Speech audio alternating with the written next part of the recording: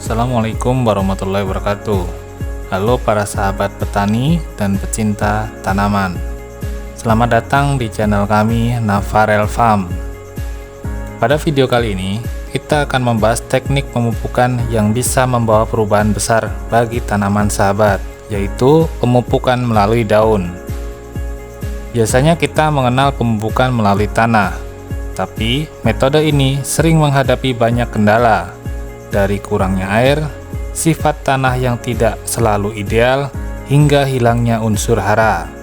Tapi tahukah sahabat bahwa ada solusi efektif untuk mengatasi kekurangan unsur hara dengan cepat dan membantu memulihkan tanaman dari serangan hama dan penyakit? Pemberian pupuk melalui daun bukan hanya solusi cepat, tapi juga membantu menjaga keseimbangan hara, mengoptimalkan pertumbuhan, dan memaksimalkan kondisi lahan kita. Dalam video kali ini, kita akan mengeksplorasi sejarah, tujuan, manfaat, serta cara yang tepat dalam aplikasi pupuk daun. Jadi, tetap bersama kami dan jangan lewatkan informasi berharga ini.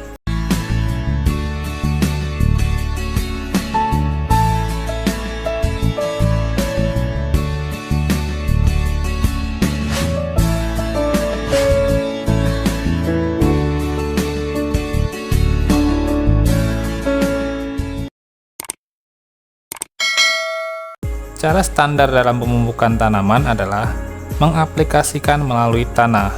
Metode ini bekerja ketika pupuk dimasukkan dalam tanah atau di sekitar zona perakaran, kemudian unsur-unsur hara diubah menjadi bentuk tersedia hingga dapat diserap oleh akar tanaman. Akan tetapi, tanah bukanlah suatu media yang serba ideal dan selalu terukur. Aplikasi pupuk melalui tanah seringkali mendapati sejumlah kendala di lapangan, dikarenakan faktor kecukupan air di tanah, sifat-sifat tanah baik fisik, kimia, ataupun biologis, hilangnya unsur hara, sifat mobilitas ion hara, hingga kondisi perakaran. Minimnya kandungan air dalam tanah di musim kemarau akan membuat pupuk sulit larut dan akar tidak mampu menyerapnya. Sifat fisik tanah juga sangat berpengaruh, berkaitan dengan kemampuan tanah mengikat air, porositas dan kebatatan tanah, dan dampaknya terhadap perkembangan akar yang terhambat. Sifat kimia berkaitan dengan kandungan kimiawi tanah, seperti keberadaan oksida-oksida mineral, ion-ion hidrogen, serta unsur-unsur lain yang bersifat mengikat atau bereaksi dengan ion pupuk sehingga pupuk menjadi bentuk tidak tersedia bagi akar. Sedangkan sifat biologi tanah berkaitan dengan keberadaan mikroorganisme yang berperan dalam mengubah pupuk menjadi bentuk tersedia. Di musim hujan, aplikasi pupuk melalui akar juga terkendala oleh aliran air pada beberapa tipe tanah tertentu, misalnya tanah berpasir, sehingga unsur hara mudah hilang tercuci. Beberapa ion hara diantaranya P dan logam seperti Fe, Cu, Zn, dan Mn mempunyai sifat tidak mudah berpindah atau immobile, sehingga unsur yang tidak terjangkau oleh akar pun tidak mampu terserap. Karena adanya hambatan-hambatan itulah, maka tidak semua pupuk yang kita berikan ke tanah bisa tersedia dan terserap oleh akar.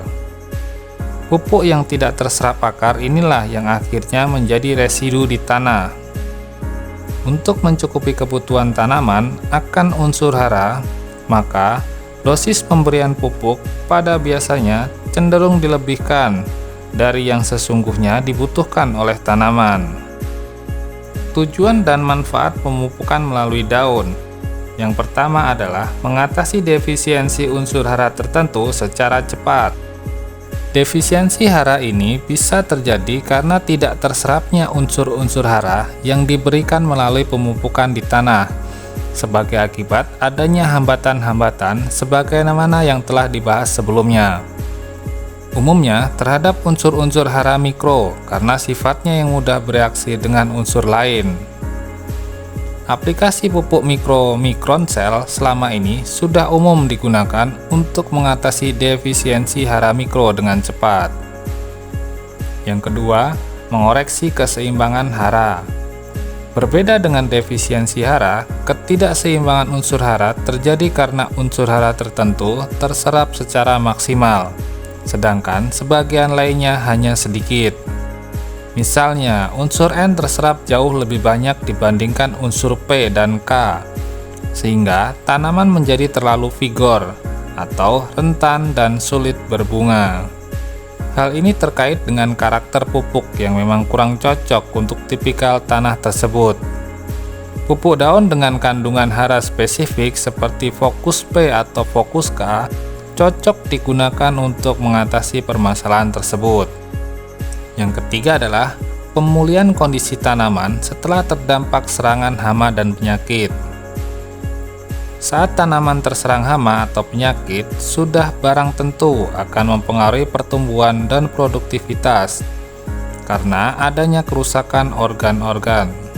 Sel-sel organ yang rusak harus segera diperbaiki dan diregenerasi agar pertumbuhan dan produktivitas kembali normal. Tentu saja, harus ada tambahan unsur hara yang bisa bekerja dengan cepat.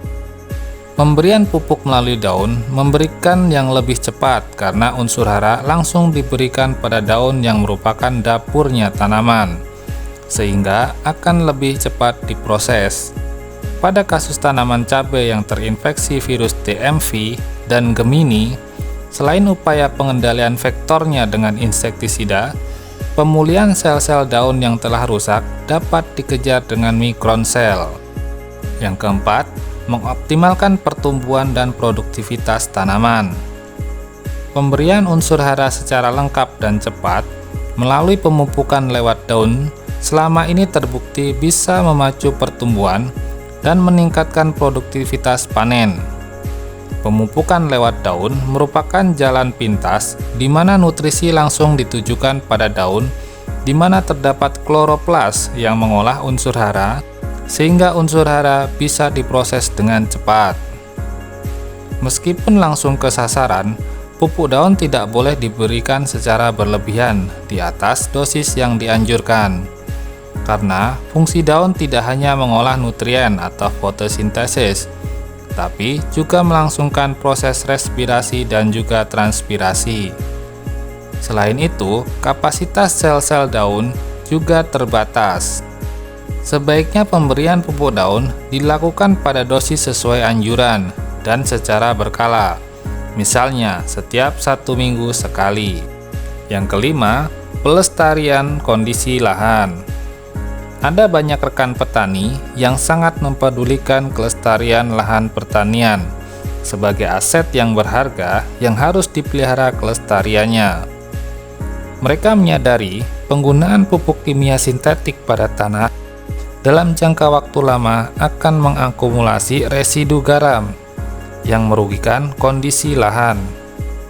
Sehingga mereka mengupayakan selain menyehatkan lahan dengan pembenahan tanah, juga membatasi pemberian pupuk kimia sintetik pada tanah. Sebagian unsur hara yang dibutuhkan tanaman diberikan melalui pupuk daun. Dengan demikian, dampak akumulasi residu kristal garam pada tanah bisa dikurangi dan tanah lebih mudah disehatkan kembali. Selanjutnya, keterbatasan pemupukan melalui daun. Selain banyak manfaat dan keuntungan dari pemupukan lewat daun, terdapat keterbatasan-keterbatasan yang juga perlu diperhatikan. Yang pertama adalah, pupuk daun tidak dapat menggantikan fungsi pemupukan melalui akar. Fungsi daun yang utama adalah sebagai tempat berlangsungnya fotosintesis, melangsungkan proses respirasi dan transpirasi. Sedangkan penyerapan unsur hara berupa mineral merupakan tugas utama akar karena sebagian besar unsur hara yang bermanfaat bagi tanaman tersimpan di tanah. Yang kedua, tidak semua produk pupuk daun komersial mempunyai spesifikasi dan komposisi yang sesuai dengan karakteristik daun. Terdapat ratusan formula pupuk daun yang beredar di pasaran, baik berbentuk cair maupun garam kristal yang larut air. Tidak semuanya memenuhi syarat sebagai penyedia unsur hara yang berimbang bagi daun, karena sel-sel daun hanya mau menerima unsur hara dalam bentuk ion maupun dalam bentuk molekul yang siap dimanfaatkan. Yang ketiga, pemakaian pupuk daun berlebihan dosis berdampak negatif langsung pada tanaman, khususnya pupuk daun berupa garam anorganik baik yang cair maupun tepung kristal larut air. Tidak boleh melebihi dosis yang dianjurkan dalam penggunaannya. Sel-sel daun memiliki kapasitas terbatas dalam menyerap unsur hara. Pupuk daun anorganik yang diberikan melebihi dosis akan menjadi larutan yang hipertonis dan semakin pekat ketika air pelarutnya sudah menguap, sedangkan penyerapan oleh daun belum tuntas. Ketika mengering, akan menjadi semacam lapisan kristal higroskopis di permukaan daun. Akibatnya, cairan sel atau protoplasma akan tertarik keluar dan daun mengalami plasmolisis yang selama ini disebut terbakar atau keracunan. Yang keempat, aplikasinya harus mempertimbangkan fase-fase tanaman. Pupuk daun yang bagus adalah bersifat instan, artinya bisa dimanfaatkan tanaman dengan cepat dan memberikan hasil yang nyata. Pupuk daun untuk fase vegetatif berbeda dengan yang untuk fase generatif. Jika kita salah satu atau terbalik dalam pemberiannya, akan berpengaruh pada fase tanaman. Misalnya, aplikasi rutin pupuk dengan kandungan N yang tinggi, di mana seharusnya untuk fase vegetatif, jika diaplikasikan secara rutin pada fase generatif, akan membuat tanaman sukulen. Pertumbuhan organ-organ vegetatif seperti daun dan tunas lebih giat daripada pembentukan bunga dan buah. Akibatnya, bunga maupun buah banyak yang rontok karena kekurangan energi dan bahan pembentuk karbohidrat. Demikian pula sebaliknya, pengaplikasian pupuk daun untuk fase generatif pada fase vegetatif secara rutin akan membuat tanaman mengalami pembungaan dan pembuahan dini, di mana tanaman belum siap untuk berproduksi. Akibatnya, pembentukan buah tidak bisa optimal dan kualitas yang dihasilkan tidak sesuai harapan.